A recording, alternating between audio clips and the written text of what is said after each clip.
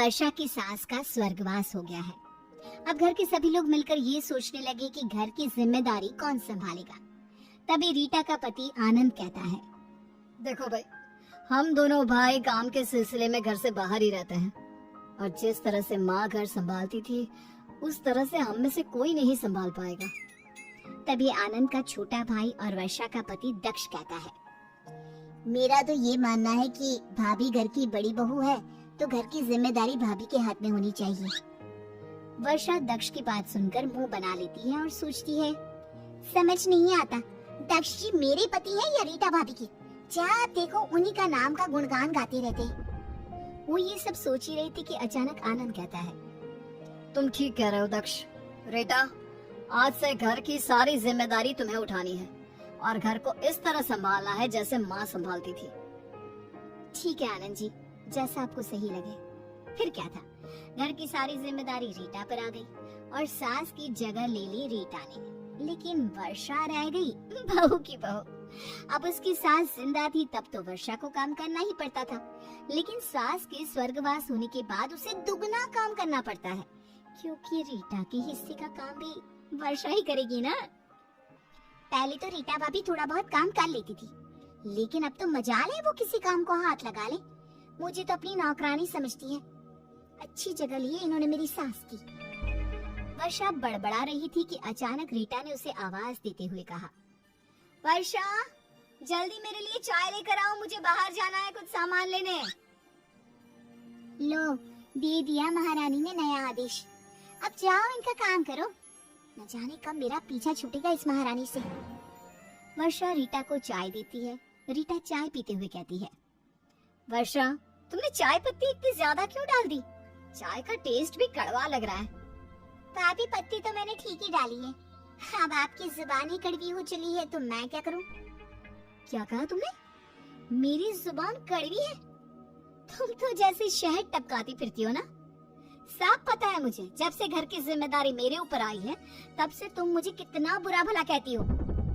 इस तरह दोनों में काफी देर तक नोक झोंक चलती रही। एक दिन सभी बैठकर खाना खा रहे होते हैं कि तभी वर्षा बोलती है, आनंद भैया, दक्ष जी, सासू माँ के पास मेरे कुछ जेवर रखे थे, लेकिन वो अभी तक मुझे नहीं मिले। कहाँ है वो जेवर? वो जेवर मेरे पास है वर्षा। क्यों, तुम्हें चाहिए क्या? हाँ चाहिए। भाभी आपने अपनी जेवर तो अपने पास रख लिए, मेरे तो मुझे दे दो, वो मैं अपने पास रखूंगी। वर्षा, जब सासू माँ जिंदा थी तो हम दोनों के जेवर उनके पास ही रहते थे ना। अब मैं उनकी जिम्मेदारी निभा रही हूँ तो अब तुम्हारे जेवर मेरे पास रहेंगे। तुम्हारे पास गोल्ड का एक हार भी रखा है ना, वो भी मुझे दे देना, मैं उसे हिफाजत से रखूंगी। क्यों भाभी, मैं अपनी हिफाजत से नहीं रख सकती क्या? मैं आपको अपने गहने क्यों दूं? आपके पास मेरे जितने भी जेवर हैं मुझे दे दीजिए। वर्षा, क्यों फालतू में भाभी से बहस करी हो? जब तुम्हें गहनों की जरूरत हो तो भाभी से मांग लेना। मुझे छोटी छोटी बातों पर बहस नहीं चाहिए घर में, समझी? वर्षा दक्ष की बात सुनकर चुप हो जाती है। आनंद और दक्ष वहाँ से चले जाते हैं। तभी रीटा कहती है, मुझे पता है तुम जेवर क्यों मांग रही हो, तुम्हें मुझ पर भरोसा नहीं है ना। बच्ची नहीं हूँ, सब समझती हूँ। हाँ, ये तो मुझे भी पता है कि आप बच्ची नहीं हो, बल्कि बहुत तेज तर्रार हो। तभी तो अपने पति के साथ मेरे पति को भी वश में कर लिया है। क्या कहा तुमने? मैंने तुम्हारे पति को वश में कर रखा है? तुम्हें शर्म नहीं आती ये सब कहते हुए? तुमसे बात करना ही बेकार है। और हाँ, सोने से पहले किचन साफ करके सोना, मुझे गंदगी पसंद नहीं। रीटा वहाँ से चली जाती है। वर्षा को बहुत गुस्सा आता है। अगली सुबह वर्षा घर के कामों में लग जाती है और रीटा उस पर एक सास की तरह हुक्म चलाती है। वर्षा, छत और बाहर का लॉन भी साफ कर देना, आज घर पर कुछ मेहमान आने वाले हैं। भाभी जी, छत पर हवन करोगी क्या, या कबूतरों के साथ बैठकर गुटर गो करोगी? मैं सुबह से घर के कामों में लगी हूँ, छत तो आप ही साफ कर सकती हो ना। जितना बोला है उतना करो, और तुमसे दिमाग मारने से अच्छा है कि मैं कबूतरों के साथ ही गुटर गो करूं। कम से कम कबूतर मेरा दिमाग तो नहीं खाएंगे और ना ही तुम्हारी तरह जुबान लड़ाएंगे। अब चुपचाप काम कर लो, नहीं तो दक्ष से बोल दूंगी कि तुमने मेरी बात नहीं मानी। वर्षा रीटा का बताया हुआ काम कर ही रही होती है कि तभी रीटा वर्षा से कहती है, वर्षा, सारा दिन छत पर ही पड़ी रहोगी क्या? नीचे आकर मेरे कपड़े धो दो और आज मेरी अलमारी भी साफ कर देना। भाभी, मैं कोई बोतल में से निकला जिन नहीं हूँ जो आप एक के बाद एक काम दिए जा रही हो। आपके कपड़े मैं कल धोऊंगी और अपनी अलमारी तब खुद ही साफ कर लेना। रीटा वर्षा से हर छोटे छोटे काम कराती है। तो अब वर्षा रीटा से बदला लेने की ठान लेती है। वो अपनी भाभी को सबक सिखाने का सोच लेती है। इसलिए वो सबके सामने अपना गोल्ड का हार रीटा को देते हुए कहती है, ये लो भाभी, आपने ये हार मुझसे मांगा था ना अपने पास रखने के लिए।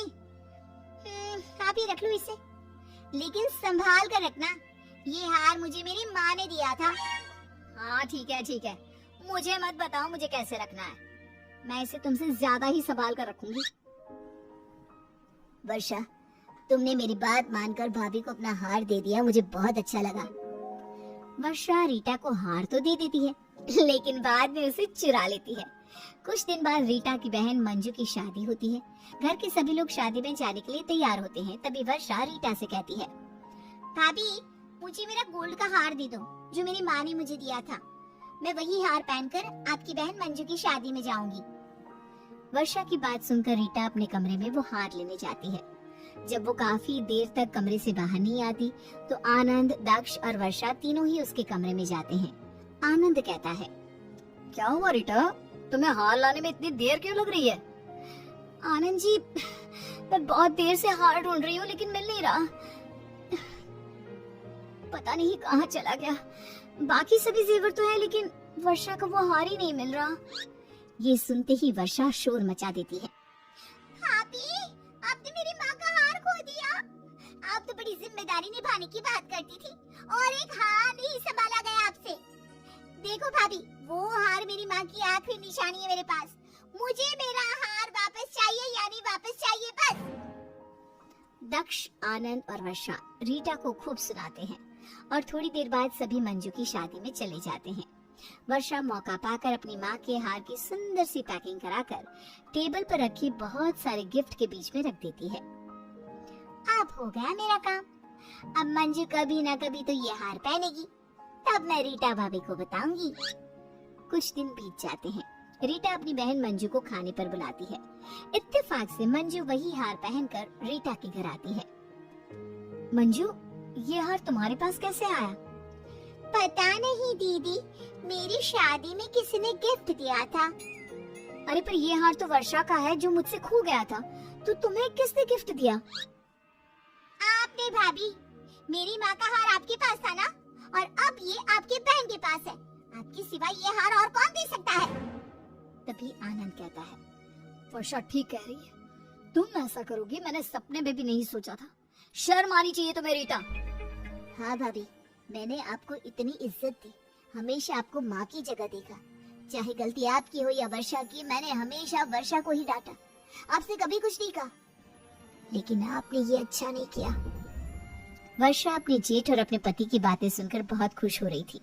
तभी आनंद कहता है, आज से इस घर की सारी जिम्मेदारी वर्षा उठाएगी। तुम अपने सारे जेवर और घर की चाबियां वर्षा को दे दो। और मंजू, तुम ये हार वर्षा को दे दो। ये हार वर्षा की माँ का है, उसकी माँ की आखिरी निशानी। मंजू वो हार उतार कर वर्षा को दे देती है और रीटा घर की सारी चाबियां वर्षा के हाथ में रख देती है। इस तरह उसे हार भी मिल जाता है और चाबियां भी। तभी आनंद अपनी पत्नी से कहता है, रीटा, तुम्हारी बहन आई है, कुछ खाने का इंतजाम करो, या फिर उस बेचारी को ऐसे ही भेजने का इरादा है? और हाँ भाभी, कुछ मीठा भी बना लेना। मैं ना वर्षा के हाथ का खाना खा खा कर पक गया हूँ। भाभी जी, ऐसा कीजिए ना, सबसे पहले आप चाय ही बना दीजिए, खाना बाद में बना देना। रीटा बेचारी क्या बोलती, कहाँ सास की जगह लेने के नाम पर वो काम चोरी करके आराम फरमाना चाहती थी, औरों से काम करवाना चाहती थी। और अब जिठानी को अपनी गलती का प्रायश्चित तो करना ही पड़ेगा ना।